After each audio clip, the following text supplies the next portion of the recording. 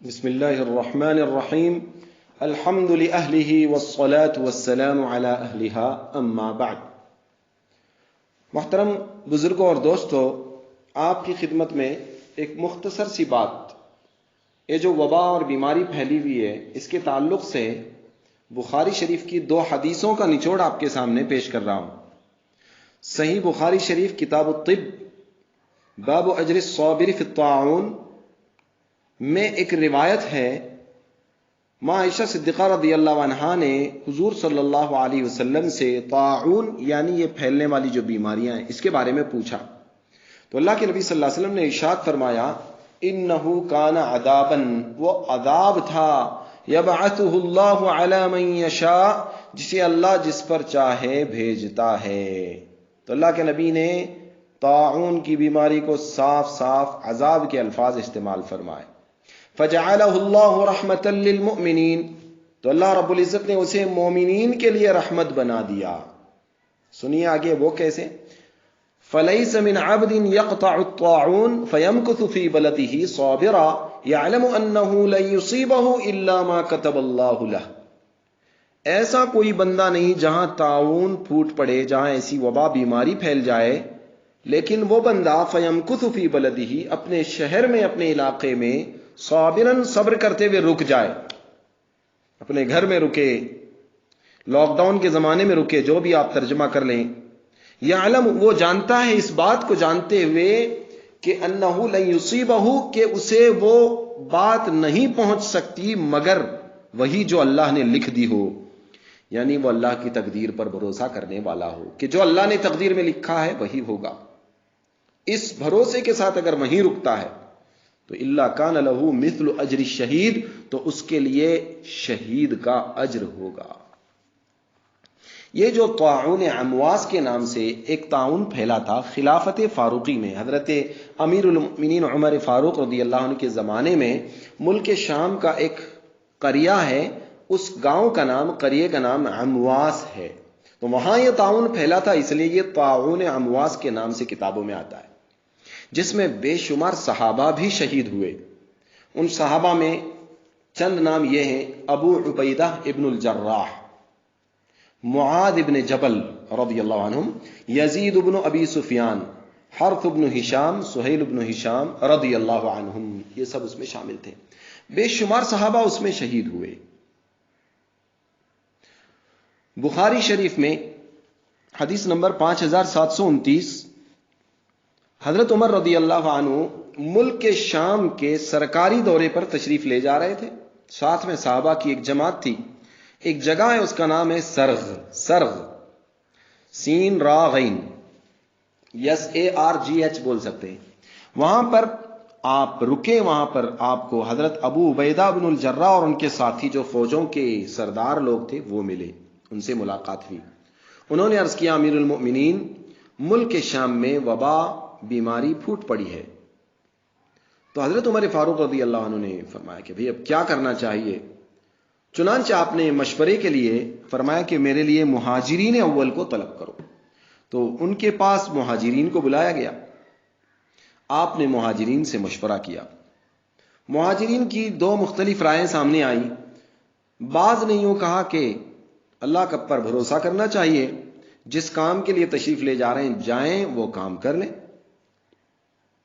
اب انہی میں سے ایک جماعت صحابہ کی یہ عرض کرنے لگی کہ صحابہ کی ایک بڑی جماعت آپ کے ساتھ ہے، وہاں جائیں گے تو مصیبت میں پڑ سکتے ہیں، دین کا نقصان ہوگا، ان سب کو اس وبا میں ڈالنا مناسب نہیں، ہم یہیں سے لوٹ چلیں، اچھا ہے۔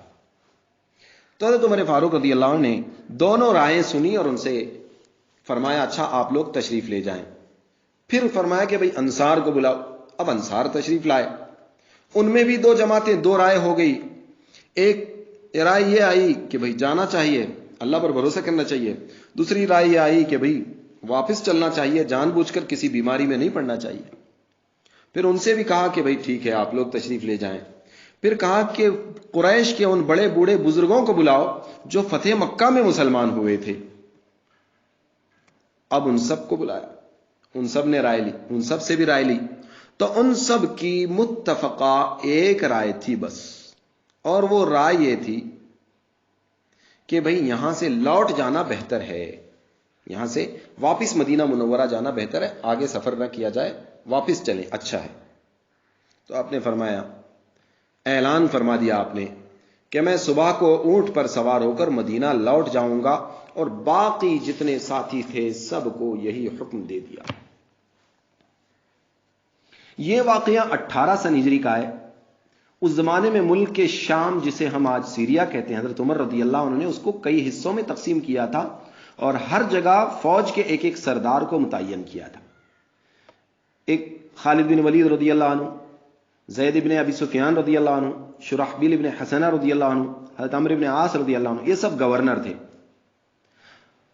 حضرت ابو عبیدہ ابن الجراح رضی اللہ عنہ نے عرض کیا کہ اے امیر المؤمنین، کیا اللہ کی تقدیر سے فرار اختیار کیا جائے گا؟ اللہ کی تقدیر کو چھوڑ کر ہم جائیں گے؟ تو حضرت عمر رضی اللہ عنہ نے ارشاد فرمایا، کاش یہ بات کسی اور نے کہی ہوتی۔ یعنی حضرت اس بات پر ناراض ہوئے اور فرمایا کہ کوئی اور یہ بات کہتا تو میں اسے جواب دیتا، یا میں اسے برابر سمجھاتا، سختی سے سمجھاتا وغیرہ، ہو سکتا یہ مطلب۔ اور اس لیے بھی افسوس ہوا ہوگا کہ آپ نے یہ بات نہیں کہنی چاہیے تھی، کوئی نہ سمجھ کہتا۔ بہرحال حضرت عمر رضی اللہ عنہ کا یہ جملہ تنبیہ پر محمول کر سکتے۔ تو حضرت عمر رضی اللہ عنہ نے فرمایا، ہاں ہم اللہ کی تقدیر سے فرار اختیار کر رہے ہیں، اللہ کی تقدیر کی طرف جا رہے ہیں۔ جہاں سے ہم بچ رہے ہیں وہ بھی اللہ کی تقدیر ہے، تو جہاں جا رہے ہیں وہ بھی تو اللہ ہی کی تقدیر ہے۔ یعنی جہاں بیماری پھیلنا اللہ کی تقدیر ہے، تو یہاں بیماری سے بچانا بھی تو اللہ کی تقدیر ہے۔ تو ہم اپنی پسند سے جہاں بیماری سے بچنے کی تقدیر ہے وہاں رہیں گے، جہاں بیماری پھیلنے کی تقدیر ہم وہاں نہیں جائیں گے۔ اور سمجھانے کے لیے آپ نے مثال دی، کیا تمہارے پاس اونٹ ہوں اور تمہیں لے کر ایک ایسی وادی میں جائیں جس کے دو کنارے ہوں، ایک کنارہ سرسبز و شاداب ہرا بھرا ہریالی والا ہو اور دوسرا کنارہ بالکل سوکھا خشک ہو، تو کیا یہ حقیقت نہیں ہے کہ تم سرسبز اور ہرے بھرے علاقے میں اونٹ چراؤ گے؟ تو کہا ہاں حقیقت ہے۔ تو فرمایا وہ بھی تو اللہ کی تقدیر سے ہوتا ہے، اور خشک کنارے پر چراؤ گے وہ بھی اللہ ہی کی تقدیر ہے۔ تو کہنے کا مطلب یہ ہے کہ بھئی جب خشک کنارے پر سوکھی جگہ پر چرانا اللہ کی تقدیر ہے، تو تم ہری جگہ کو کیوں چوز کر رہے ہو، کیوں چن رہے ہو؟ تو پتا چلا تقدیر دونوں جگہ ہے، لیکن بندہ اسباب کو اختیار کرتا ہے ظاہر کے اعتبار سے۔ لہذا بندے کو بچنے کی تدبیر کرنا چاہیے۔ حضرت عبد الرحمن بن عوف رضی اللہ عنہ مشہور صحابی ہیں، کسی کام سے فارغ ہونے ضرورت سے گئے ہوئے تھے، وہ بات چل رہی تھی، تشریف لائے۔ انہوں نے سنا کہ بھئی کیا بات چل رہی ہے، تو انہوں نے فرمایا میرے پاس اس مسئلے کے متعلق علم ہے، اور حضور سے سنی ہوئی میرے پاس ایک حدیث ہے۔ تو سب متوجہ ہوئے، عمر فاروق رضی اللہ عنہ متوجہ ہوئے۔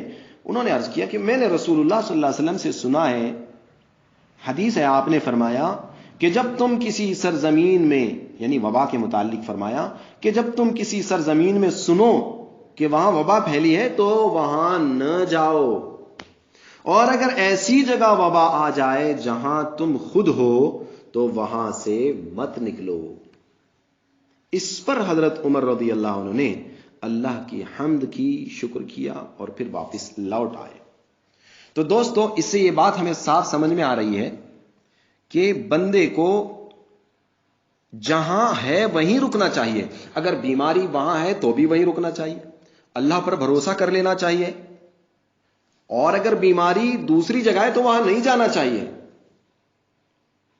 تو جو شخص جس جگہ ہے وہاں بیماری پھیلی ہے تو ڈر کے بھاگے نہیں، بلکہ وہاں اللہ پر بھروسہ کر کے اپنے گھر میں ٹھہرے، اللہ نے جو تقدیر میں لکھا ہے وہ ہو کر رہے گا۔ اور علماء لکھتے ہیں اگر وہ شہید بھی نہ ہوا اس بیماری میں تب بھی اسے شہید کا ثواب ملے گا، لیکن جان بوجھ کے تو اس لیے صبر کے ساتھ امید کرتا ہوں اللہ تعالی ہم سب کو کہنے سننے زیادہ عمل کی توفیق عطا فرمائے۔ وآخر دعوانا ان الحمد للہ رب العالمین۔